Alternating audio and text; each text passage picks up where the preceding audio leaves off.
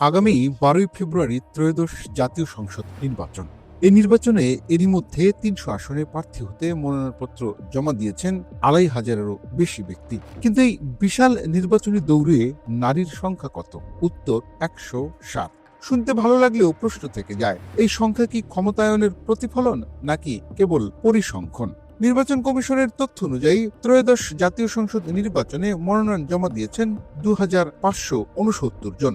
এর মধ্যে নারী প্রার্থী হিসেবে ১০৮ জন। বিএনপি চেয়ারপারসনের মৃত্যুর পর সেই সংখ্যা নেমে এসেছে ১০৭-এ, অর্থাৎ মোট প্রার্থীর মাত্র ৪.26% নারী। সংবিধানে সম অধিকারের কথা বললেও বাস্তব চিত্র বলছে সংসদের পথে নারীদের যাত্রা এখনো অত্যন্ত সংকীর্ণ। দ্বাদশ জাতীয় সংসদ নির্বাচনে নারী প্রার্থী ছিলেন ৯৬ জন। এবার সংখ্যা কিছুটা বেড়েছে, কিন্তু প্রশ্ন হলো কেনই বৃদ্ধি এত সামান্য? বিশ্লেষকরা বলছেন এটা নারীদের আগ্রহের ঘাটতি নয়, বরং দলীয় মনোনয়নের কাঠামোগত বৈষম্যের প্রতিফলন।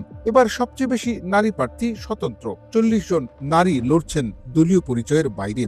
ব্রাহ্মণবাড়িয়ার ২ আসনে সাবেক সংসদ সদস্য রুমিন ফারহানা দলীয় মনোনয়ন না পেয়ে স্বতন্ত্র প্রার্থী, আর সেই সিদ্ধান্তের মূল্য দিতে হয়েছে দল থেকে বহিষ্কারের মাধ্যমে। ঢাকা ৯ আসনে ডাক্তার তসলিম জারা নতুন দল এনসিপি ছাড়ার পর স্বতন্ত্র প্রার্থী হিসেবে মাঠে নামেন তিনি। এই দুই নামই বলছে দলীয় রাজনীতিতে নারী মানেই এখনো ঝুঁকিপূর্ণ বিনিয়োগ। প্রধান দলগুলোর দিকে তাকালে চিত্র আরো স্পষ্ট।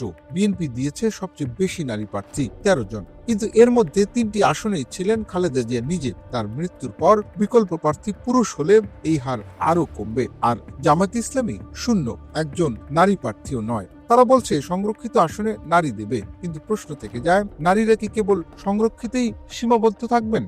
জাতীয় ঐক্যমত্য কমিশনের প্রস্তাবিত জুলাই সনদ বলছে প্রতিটি দলকে অন্তত ৫% নারী প্রার্থী দিতে হবে। দীর্ঘমেয়াদে লক্ষ্য সংসদে ৩৩% নারী। কিন্তু বাস্তবতায় কি দেখা যাচ্ছে? বিএনপি, জামাত, জাতীয় পার্টি কেউই এই ৫% পূরণ করতে পারেনি। ব্যতিক্রম জাতীয় নাগরিক পার্টির ৪৭ প্রার্থীর মধ্যে ৩ জন নারী। সংখ্যা কম হলেও হার ৬% বেশি। আরেকটি গুরুত্বপূর্ণ দিক, শহরাঞ্চলে নারী প্রার্থী বেশি। ঢাকা ৭, ঢাকা ১২, চট্টগ্রাম ১০।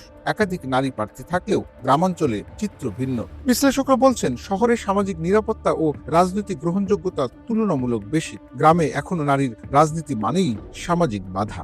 ১০০ ছাড়িয়েছে নারী প্রার্থী, এটা নিঃসন্দেহে অগ্রগতি, কিন্তু ক্ষমতার রাজনীতিতে নারীর অবস্থান এখনো প্রান্তিক। সংখ্যা বাড়লেই কি প্রতিনিধিত্ব বাড়ে, নাকি দলীয় সদিচ্ছা ছাড়া সবই থেকে যায় পরিসংখ্যানের ঘরে? ত্রয়োদশ সংসদ নির্বাচনে হয়তো সেই প্রশ্নের উত্তর পাওয়া যাবে।